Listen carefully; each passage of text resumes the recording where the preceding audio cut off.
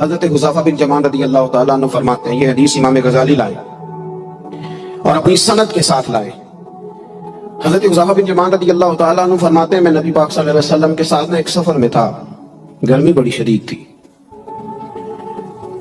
ایک جگہ پہ باغ نظر آیا تو تھوڑا سا سستانے کے لیے سرکار اس باغ کو برکت دینے کے لیے تشریف فرما ہوئے تو سامنے کنواں بھی نظر آیا، تو تبا مبارک چاہیے کہ غسل ہی نہ کر لیا جائے۔ کہتے ہیں حضور سید عالم علیہ السلام کنویں کے قریب چلے گئے غسل فرمانے کے لیے، تو کپڑوں سمیت سرکار غسل فرما رہے تھے، پھر بھی مجھے فرمایا کہ ذرا چادر تان کے نہیں کھڑے ہو جاتے؟ یہ نا زیادہ شرم والا ہوتا ہے کھلا لباس، کپڑوں سمیت غسل فرما رہے ہیں۔ اور حضرت حذیفہ بن یمان کہتے ہیں میں چادر تان کے کھڑا ہو گیا، سرکار تھوڑے سے غسل کے بعد فرمانے لگے، حذیفہ گرمی بڑی تھی، نہانے میں بڑی لذت آ رہی، تو میں تھوڑا اور نہ نہاؤں؟ تو میں نے کہا حضور میری تو نوکری قبول ہو رہی ہے، میرے لیے تو سعادت ہے۔ کہتے سرکار نے تھوڑا غسل کیا، حضور بس کرنے لگے تو میں نے عرض کی، میں نے کہا یا رسول اللہ میری خواہش ہے کہ تھوڑا اور غسل فرمائیں۔ سرکار نے تھوڑا اور غسل کیا، میں نے کہا حضور اور کریں۔ کچھ دیر حضور غسل کرتے رہے، تکمیل غسل پر میں بڑا راضی تھا، کلیجہ بڑا ٹھنڈا تھا کہ آج میری خدمت قبول ہوئی، آج میرے حصے میں یہ سعادت آئی۔ کہتے ہیں جب میں فارغ ہوا نا تو حضور فرمانے لگے چل اب تو بھی غسل کر، تو بھی غسل کر اب۔ تو میں غسل کرنے لگا تو فرمایا ادھر دیکھنا میری طرف۔ یہ ہمارے ہاں نا کچھ لوگ بن کے بیٹھ گئے اور انہوں نے سمجھا کہ شاید چونکہ میں لیڈر ہوں، شاید میں سربراہ ہوں اور باقیوں پر لاگو ہے کہ میری گاڑی کے پیچھے دوڑے اور میرے نعرے لگائیں۔ دیکھو جب انسانوں کے اندر احساس پیدا کرنے کی طرف دیکھے گا تو سب سے پہلے میرے محبوب کی زندگی سے درس حاصل کرے گا۔ سرور کائنات صلی اللہ علیہ وسلم نے کہا غسل کرو، کہتے ہیں میں غسل کرنے لگا تو محبوب فرمانے لگے چادر مجھے دو، میں تان کے کھڑا ہوتا ہوں۔ کہتے ہیں میرے تو پیروں تلے زمین نکلتی۔ میں نے کہا یا رسول اللہ صلی اللہ علیہ وسلم مہربانی فرمائیں آپ یہ نہ کریں۔ تو حضور نے فرمایا تو نے کیا نا تو میں کیوں نہ کروں؟ کہتے ہیں حضور نے حکم دیا تو میں نے چادر سرکار کو پیش کر دی، حضور تان کے کھڑے ہو گئے تو میں جلدی سے غسل کر کے فارغ ہو گیا۔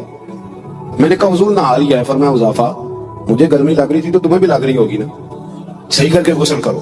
کہتے ہیں میں غسل کر چکا، یارو ذرا اس کی لذت تو محسوس کر لو۔ کوئی حرج نہیں یار، اگر کوئی کام ہمیں کبھی اپنے ہاتھ سے کرنا پڑ جائے کوئی مسئلہ نہیں۔ اگر آسمانوں پہ چلو گے تو زمین والوں سے پیار نہیں بڑھے گا، اور اگر زمین والوں کے بیچ رہو گے پیار کرو گے تو محبتیں بڑھیں گی۔ حضرت حذیفہ بن یمان کہتے ہیں کہ میں پھر تھوڑی دیر غسل کے بعد عرض کی حضور کر لیا غسل؟ تو کہتے ہیں اب سرکار نے میری طرف غور سے دیکھ کر فرمایا حذیفہ دو حرفی بات ہے، جتنی دیر میں نے غسل کیا تم بھی اتنی دیر ہی کرو گے، اور کرو گے تو بات ختم ہوگی ورنہ یہ بات ختم نہیں ہوگی۔ حضرت حذیفہ بن یمان فرماتے ہیں میں نہا بھی رہا تھا اور مدینے والے رسول پہ درود و سلام بھی پیش کر رہا تھا۔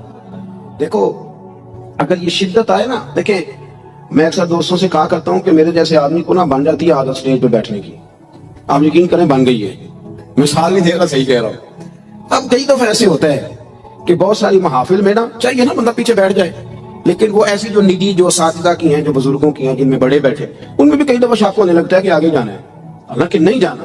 اور کئی ایسے چودھری صاحب، پیر صاحب، صوفی صاحب ہوتے ہیں جو گردن اٹھا اٹھا کے نقیب محفل کو دکھاتے ہیں کہ میں آ گیا ہوں، کر لے اعلان کسی طریقے سے، پھر آپ تنگ ہوتے ہیں۔ پھر دیکھیں نا اس محفل کا بھلا مہمان خصوصی میں تو نہیں، اس میں محفل کے تو مہمان خصوصی وہ ہیں جنہوں نے یہاں جھاڑو دیا ہے، انہوں نے لوگوں کو دعوت دی ہے، اور جو بیٹھ کے دائیں بائیں دیکھ کے بڑے راضی ہو رہے ہیں دل ہی دل میں کہ دیکھا ہماری محفل کتنی کامیاب ہوئی۔ ذوق پیدا ہو رہا ہے، شوق پیدا ہو رہا ہے۔ ہم اگر احساس کرنے لگے، تھوڑا سا بیچ رہنے لگے لوگوں کے، حسن پیدا ہوگا، پیار بڑھے گا، بھائی کے ساتھ رشتہ مضبوط ہوگا، دوستوں کے ساتھ تعلق مضبوط ہوگا۔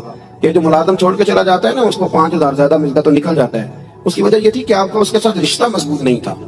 اگر تعلق مضبوط ہو جائے، مولا علی شیر خدا، مولا کائنات حضرت مولا علی شیر خدا کرم اللہ تعالی وجہ الکریم کا خادم کہتا ہے مجھے ایک دن فرمانے لگے، یعنی خادم کو، غلام کو فرمانے لگے یار کپڑے تیرے بھی پرانے ہو گئے ہیں تو میرے بھی ہو گئے، چل خریداری کرنے نہ چلیں۔ کہتے مجھے لے گئے بازار اور 2 جوڑے حضرت علی نے خریدے، ایک خاصا مہنگا تھا ایک سستا تھا۔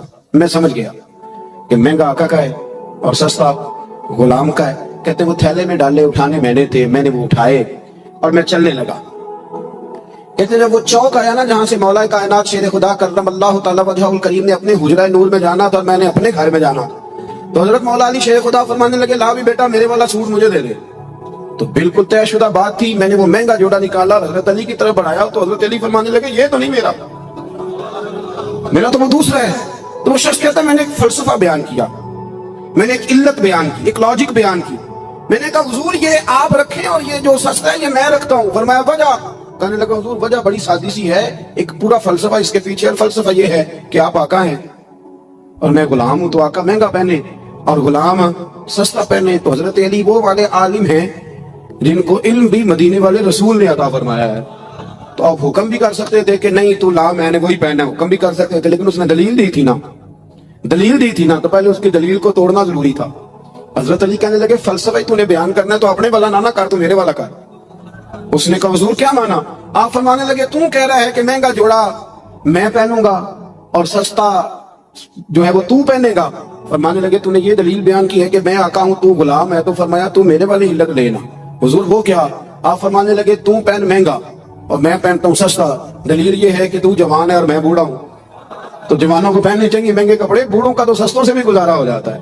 تو وہ خادم کہتا ہے میں لاجواب ہو گیا, اور پھر وہ قیمتی جوڑا مجھے دے گئے اور سستا جوڑا وہ لے گئے. کہتے شیر خدا تو چلے گئے, لیکن ساری زندگی میں سوچتا رہا کہ کائنات میں دوبارہ ایسے لوگ دنیا میں آئیں گے صحیح, یہ ملیں گے صحیح. احساس کی جب شدت ہوتی, آپ یقین کریں اس ملک کے اندر دو چیزیں اتنی شدت سے عام ہوئی ہیں, اتنی شدت سے, ایک پروٹوکول, ایک وی آئی پی کلچر.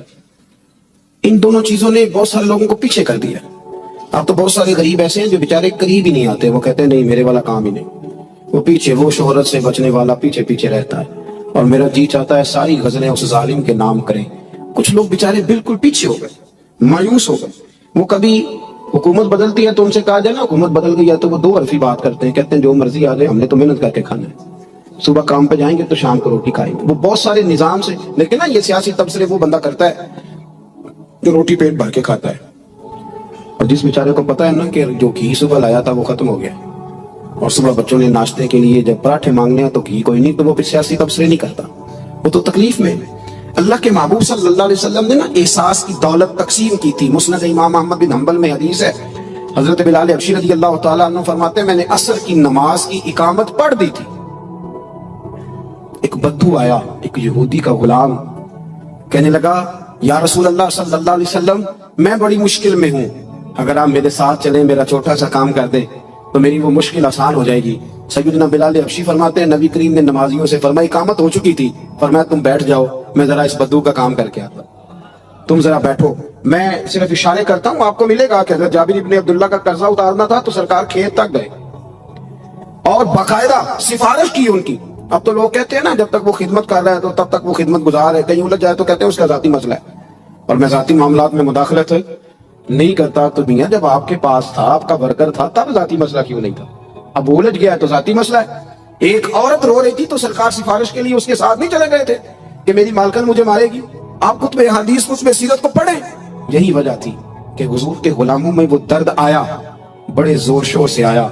امیر المومنین سیدنا فاروق اعظم رضی اللہ تعالیٰ, اس شخص کا آپ جاہو جلال دیکھیں نا تو کسرا کا بادشاہ کہتا ہے عمر ملنا ہے, تو عمر فرماتے میرے پاس وقت نہیں, میں نہیں ملتا, مجھے کیا ضرورت ہے کسی کی, یہ جاہو جلال ہے.